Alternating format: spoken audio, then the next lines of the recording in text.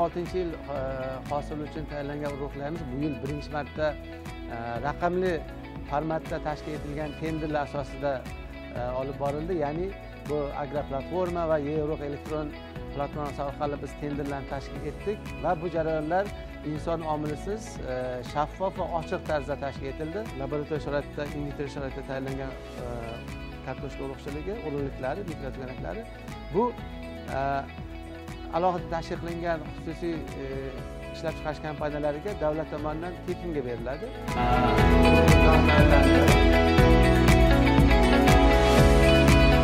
Yetishtirilgan sholini dehqonlarimizda samaradorligi oshadi, tannarx kamayadi. Yana bizni fermerlarimiz yaxshi ko'radigan mahalliy navlar ham xuddi Xitoy navlaridek o'sha ko'sak qurtiga va gerbisidga chidamli navga aylanadi.